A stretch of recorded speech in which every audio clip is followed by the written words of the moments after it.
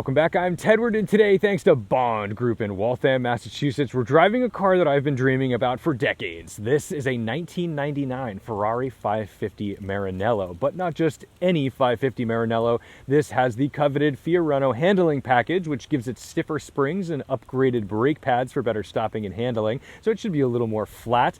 It also has the optional roll bar, leather wrapped of course, so it looks pretty serious from the inside. It's powered by a 5.5-liter naturally aspirated V12, making 478 horsepower and just shy of 420 pound-feet of torque. So this has loads of grunt, and to ensure that this is the purest Ferrari experience you can get from this time period, you get a gated 6-speed manual transmission. So I'm just in heaven because I can't wait to make this thing. And the style of this car, maybe it's just because I was a late 80s baby, but this is exactly how I picture the perfect Ferrari.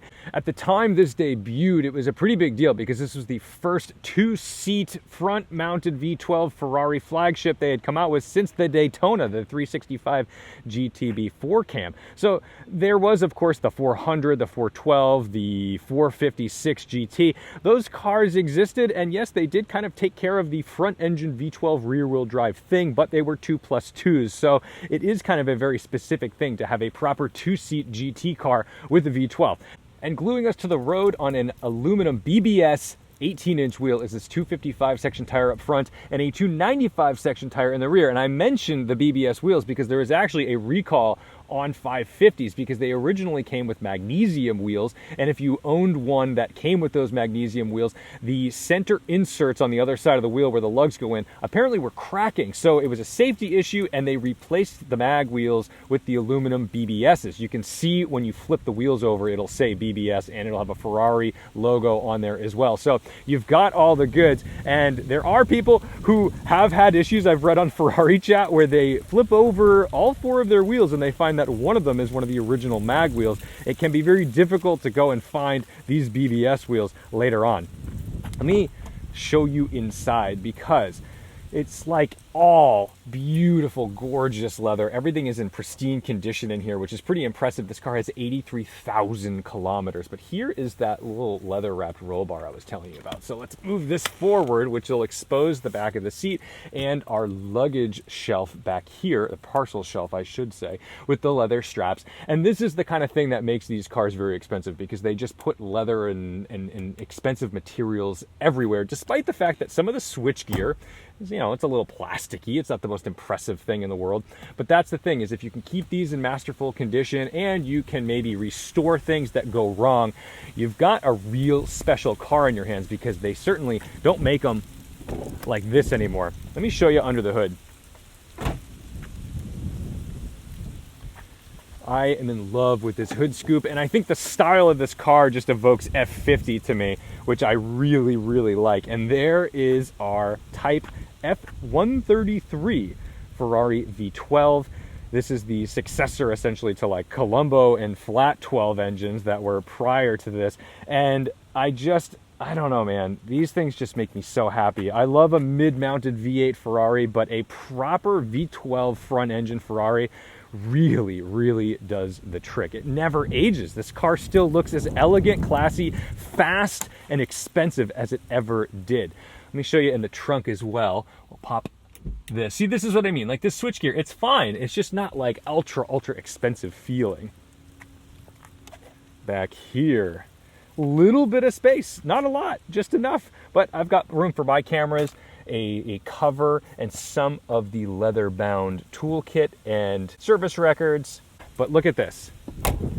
Look how beautiful the rear end of this car is. This is perfect. This is Pininfarina at their peak for me. I know that 60s Ferraris are probably more coveted, but for me, this is really the stuff, because I love all the rounded edges of everything, and yet it's still kind of a sharp, boxy car. This is really good. And in a time when the F80 has just come out, the newest iteration of Ferrari's flagship, essentially hypercar, I'm not that excited. I'm not unimpressed. Of course, it's an incredible thing. And I'm certainly not minimizing the excitement and engineering prowess of Ferrari today, but I just think this, to me, this is like what I covet. This is the kind of Ferrari that makes me want to go buy one. So let's get out there and take it for a drive. To start the Ferrari, we have our ignition down in the column over here. We've got it in neutral. I forgot to hit the immobilizer. There we go.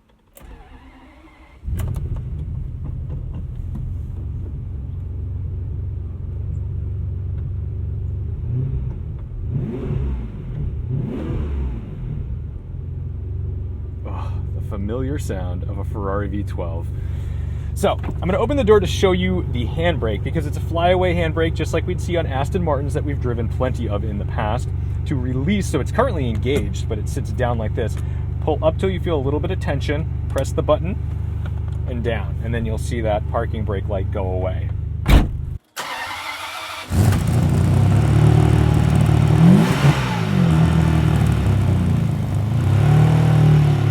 To get it into gear, it's a regular H pattern, no dogleg funkiness here, and of course, gated for your pleasure because it makes all kinds of fun little sounds, and you can just see exactly where you are in the gears. Ooh, big, beefy, somewhat heavy clutch. It's not hard to activate, but it definitely takes a bit of oomph.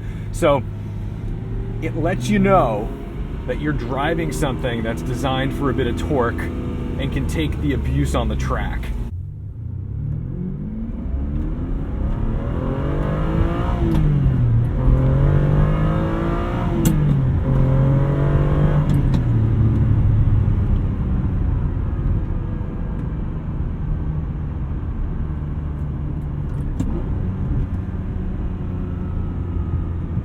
There's so much torque in this engine that it gives you the feeling that it's really designed to be going as fast as possible, kind of in a straight line. I mean, it does feel relatively flat, side to side, tiny bit of body roll, but for a GT car, pretty flat. But on acceleration, you get that squat and dive to let you know that this engine is putting in a ton of work to just propel it down the road. Now we're on some slightly older tires, so we can't pitch it into serious corners with anger, and it's gonna have a little bit of a hard time hooking up.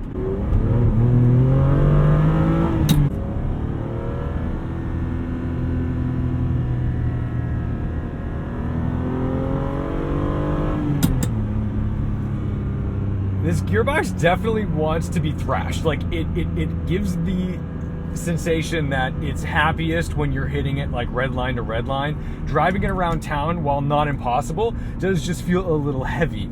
It wants to be like slipping into a gear at a high RPM, not necessarily like this mid-range babying thing. So I do think that if you're a man of the law, someone who enforces traffic, and you pull over a 550 because they got off the line a little too hard, they're just doing what the car's asking for.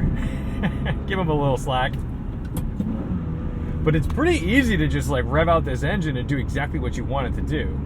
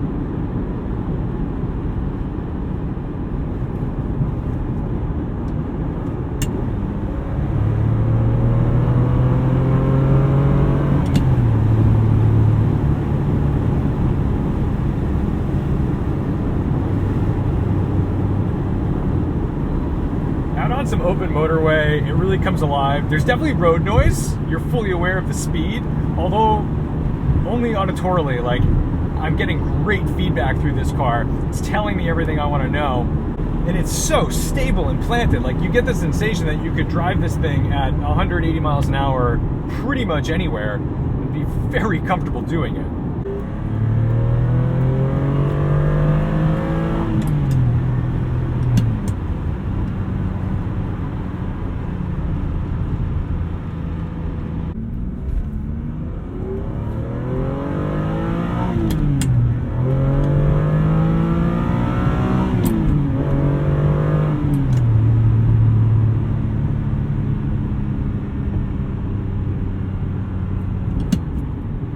That's so much mid-range grunt. Like, I know you're gonna give me flack, like, hey, you're not redlining it. These tires are a little old, they're not hooking up perfectly, so I just don't wanna have to get it all stilted by traction control cutting in. It's old school traction control, so when it cuts in, it just cuts. But this V12 is like a real peach. Oh, I see something orange, must be a Corvette. It really feels exciting to kind of rev it out. See, there's that traction control.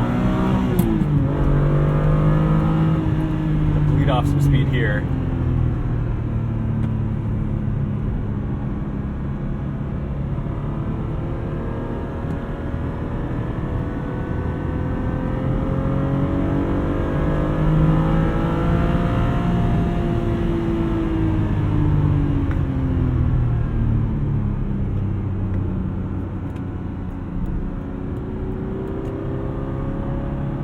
What's not to like? Oh, we just got our orange Corvette that I saw getting on the highway on the other side behind us now. Wonderful. So, the 550 Maranello, man, this is an interesting one. I find this to be really charming in a way that I sort of anticipated, but I'm really humbled and happy that it feels as good as I hoped it felt.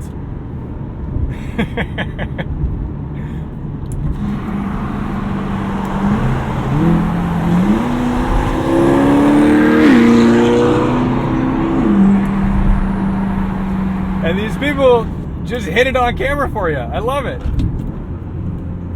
Look at that. Oh my goodness.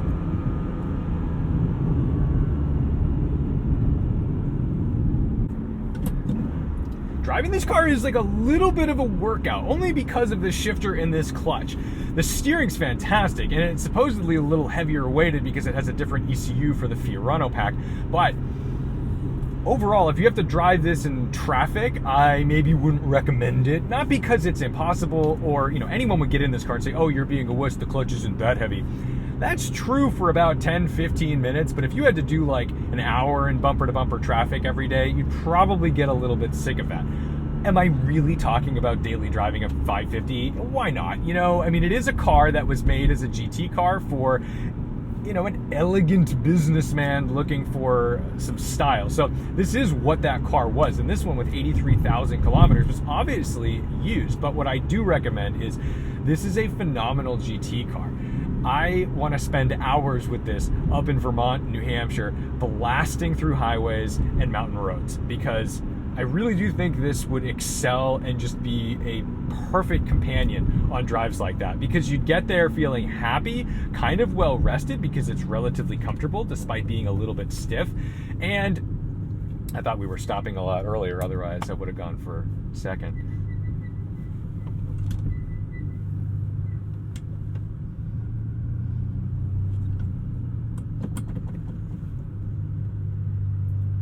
But what this doesn't feel is cheap. Now, of course, there's some little bits of switchgear that are a little cheap in the car, but the car does not feel cheap. The car feels well built. The car feels stable and happy and hunkered down on the road. The car feels like it could take a little bit of abuse.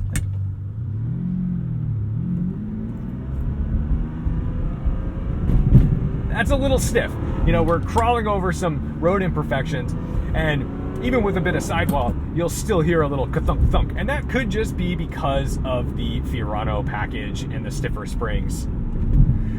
But that's okay. You're driving a sports car. This does not need to be a luxury car, despite the fact that it has a quilted leather roof. As we're pothole dodging, you kind of get the feeling of how sharp the front end of this car is. I mean, it really does hook up and do what it needs to do in a way that shows that Ferrari really took time to make sure this was going to be a high-speed cruiser, because what you don't want is you don't want your front end to be darty and sketchy and too sensitive at high speeds. This is something that we actually, I notice occurs in modern Ferraris like the GTC4 Lusso. It makes it a little uncomfortable, possibly because of that rear steering, but this car seems to be dialed perfectly, where the steering weight, the ratio, and the attack of that front end is just dead on. It's so good. The visibility is phenomenal, even with the little roll bar. That doesn't block that much visibility out of that rear quarter. That glass is big enough. But unfortunately, I gotta bring this back. I really don't want to bring this back. I really like driving this car. I want to drive it forever. This is the perfect balance of old school and modern, and I see why these values went up. So I'm gonna pull this back into Bond Group and hand it back. Thank you guys so much for showing interest in cool classic, unfortunately this is classic at this point, goodness, cool classic cars, and see what they're really like to drive. I mean, for me, I only got to see this car kind of existing in magazines or in really special videos that were maybe a little too stylized, that didn't necessarily encompass the entire driving experience of the car. And that's what I set out to do. So today, I hope I have done my job setting out to show you what it is really like to operate and drive a 550 Maranello, even if we aren't smoking tires on a racetrack and just blasting around some beautiful New England roads here in the fall. So thank you so much for watching, liking, commenting, and subscribing. Don't forget to respect the drive, and I'll see you in the next one.